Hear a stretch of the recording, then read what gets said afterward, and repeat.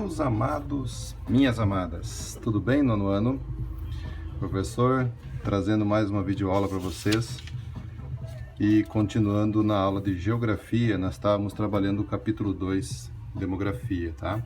Então nós tínhamos avançado até a página 32 e agora a gente vai dar prosseguimento na página 33 hoje, através dessa videoaula, 34, 35 e é só isso. 36 vai ficar para outra aula porque é da Índia. A gente vai falar da China em especial, a gente vai falar também das diversidades culturais e em especial nós vamos falar de um país asiático chamado Butão. Professor, onde é que fica esse país? Então, como a gente não está na sala e não tem o mapa, a gente vem aqui para esse mapa, tá? Olha aqui, ó, Butão. Ah, é um país muito pequeno, ele tem aproximadamente 38 mil quilômetros quadrados, então é um país que está encravado na base da cordilheira do Himalaia, toda a cordilheira do Himalaia, e ele pertence à Ásia, tá? Esse paizinho pequenino aqui. Por que falar dele, professor? Por que não falar da China? A gente vai falar da China. Mas em especial aqui eles adotaram uma ideia muito bacana, pessoal, que chama-se política de índice de felicidade. Olha que bacana, tá?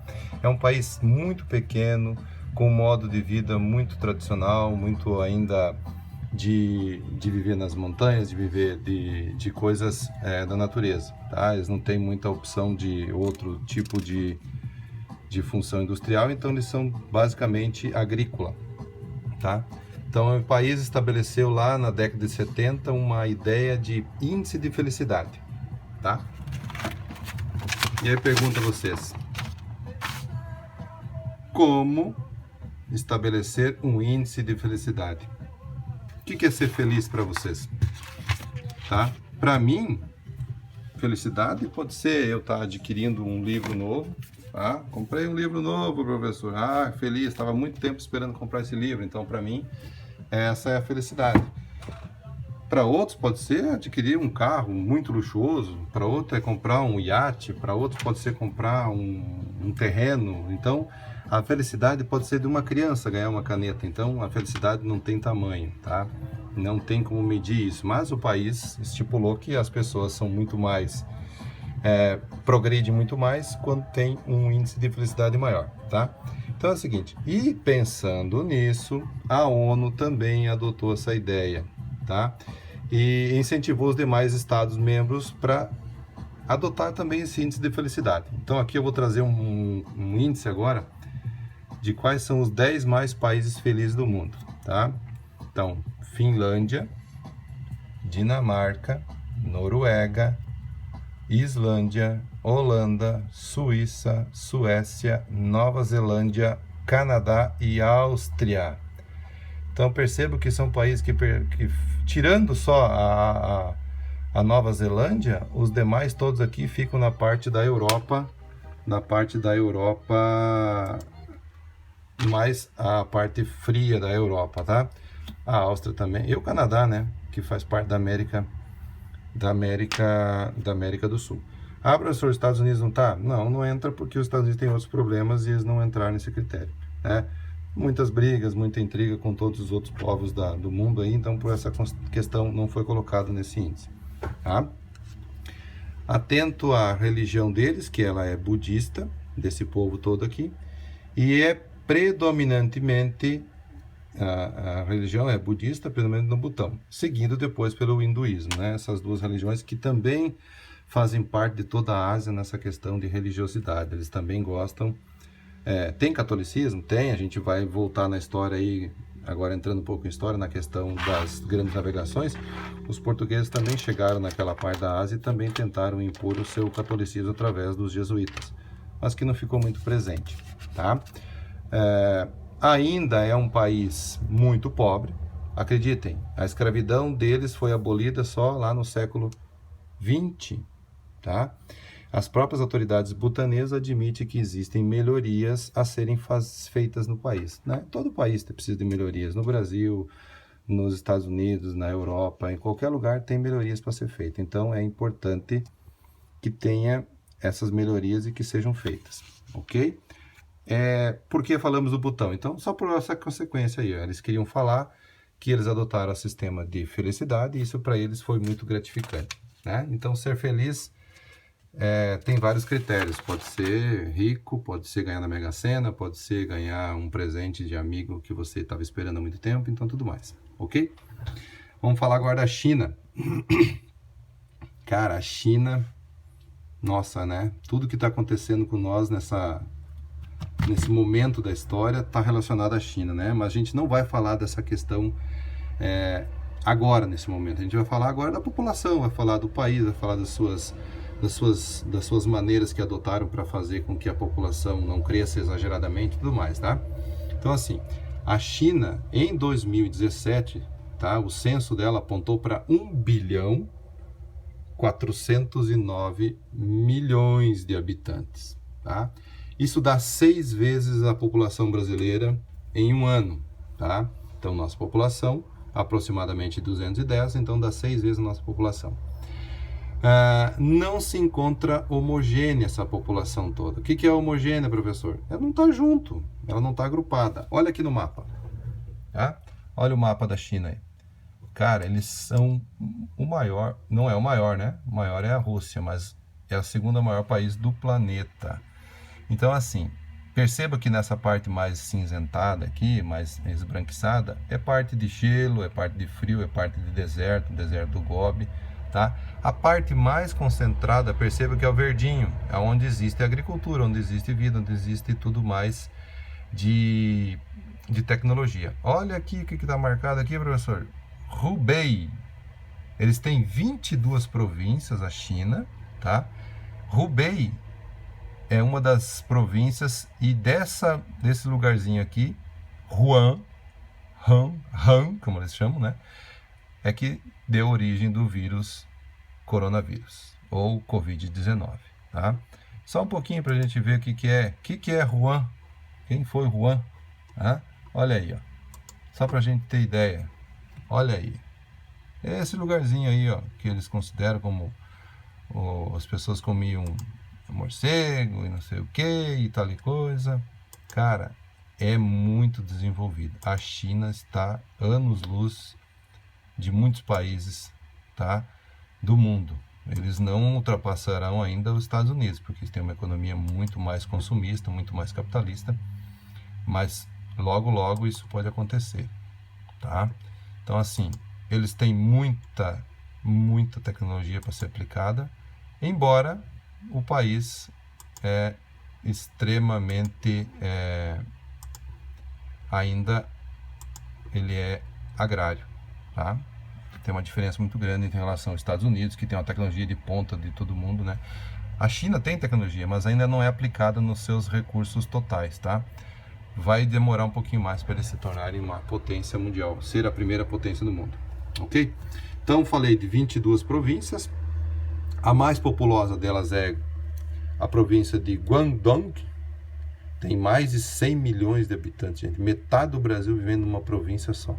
É muita gente, né? E depois nós temos as cidades mais populosas, Xangai, Pequim, com 23 milhões de habitantes e 20 milhões de habitantes. Por que o professor está falando isso? Cara, São Paulo, a nossa cidade mais populosa do Brasil, e o estado de São Paulo é o mais populoso do Brasil. O estado de São Paulo, no censo de 2010, ele trouxe um número de 41.262.199 habitantes. Para 2020, a projeção do censo é de 46 milhões, tá? Então, assim, só a província, só o estado, é como se fosse um estado, só o estado de Guangdong tem 100 milhões de habitantes. Então, aí você começa a imaginar já o nível de preocupação de uma liderança de um país desse para poder tentar fazer com que todos tenham recursos, para que todos tenham uma qualidade de vida mais justa e também necessária. Lembra que o professor falou das etnias? Butão, né, etnias, densidade cultural, concentração de pessoas, etnias, povos, né, do etnos grego. Então, assim, ó, tá aqui, ó. A etnia que mais tem prevalecência lá na China é a etnia de Han. Tá aqui, ó. Han. Tá? ela tem 92% da população é da etnia Han. E a segunda mais numerosa é Zhuang. Zhuang, ela tem 1%, tá? E os outros 7% vai ficar decorrente das 50 outras etnias que existem. Então, você calcula, só a África tem mais de 100 etnias. Mas nós sabemos que não tem 100 países na África, né? Nós sabemos que tem bem menos de 100 países. Então, você imagina isso tudo vivendo, às vezes, no mesmo país, no mesmo estado, na mesma cidade, etnias que falam línguas diferentes, que têm costumes diferentes e que têm que viver harmoniosamente juntos. A China, então, falando de população, ela teve uma preocupação muito grande no passado, né, em ter uma redução da população. E adotaram a política do filho único. A gente vai trabalhar essa questão também. Mas eu quero que vocês tenham uma atenção mais específica nesse gráfico aqui. Perceba que há 3 anos aqui, o de 2000, tá? Dá para ver aí? Enfim, vocês vão estar com o mapa junto acompanhando. O de 1982 e o de 2050. O que é isso, professor? 1982 foi quando eles adotaram a política do filho único, redução de número de pessoas. Então, eles tinham esse número de projeções, tá? Estava aqui. A população deles estava nesse número aqui, no azulzinho, tá?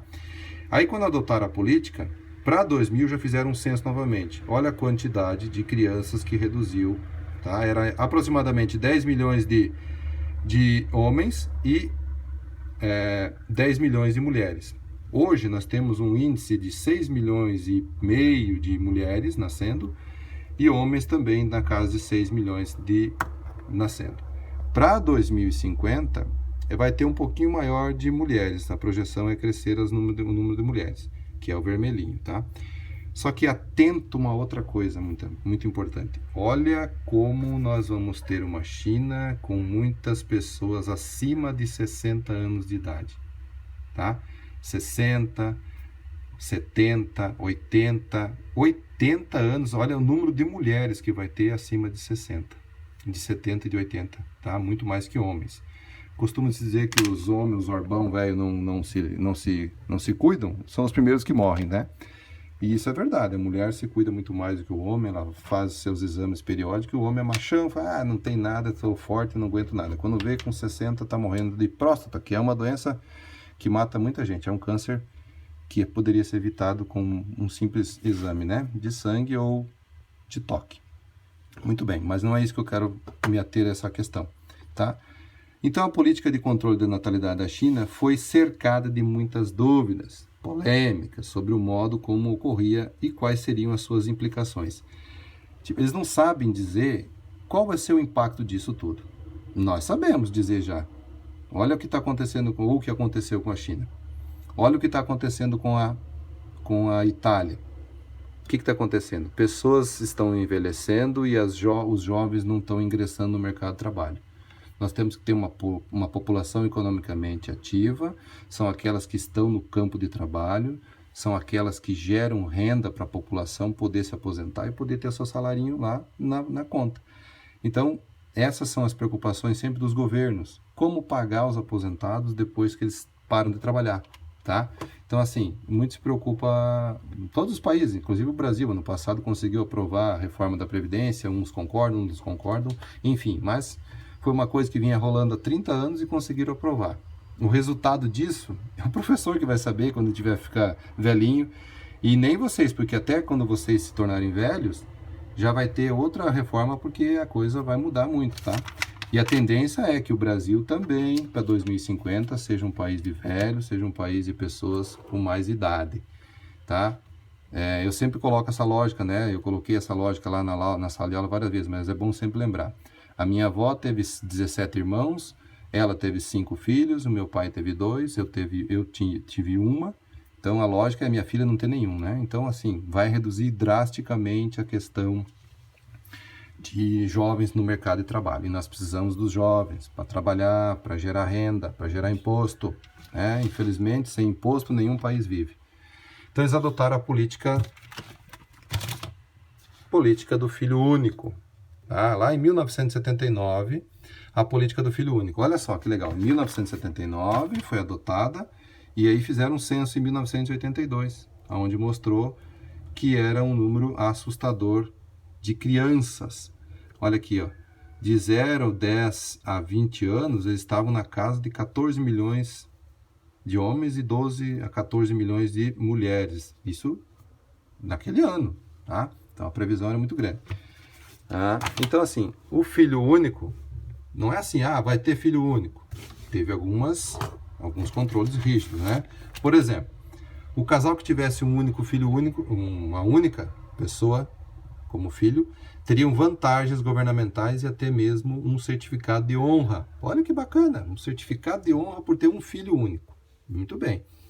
E aí teve uma questão que eles também deixaram de lado. Não havia, ou havia exceções, por exemplo, né? Os mais de 50 grupos étnicos minoritários da China não eram obrigados a serem enquadrados nessa questão. Lembra que o professor falou? 92%, vamos voltar aqui, 92% da etnia Han e 1% da etnia Zhuang. Esses dois aí estavam enquadrados no filho único. Mas as outras etnias não estavam, tá? Então, assim, só um pouquinho. Deixa o pai terminar aqui. Então, assim, essas etnias aí que somam 50%, 50 etnias, que gera 7%, que geram 7% dessas etnias, não precisavam ter um filho único, tá? Podia ter mais de um filho, que não teria problema nenhum, ok? E assim, tal política acabou resultando em certos desequilíbrios populacionais. É lógico que vai acontecer. Nós temos que respeitar, pessoal, a evolução natural do ser humano.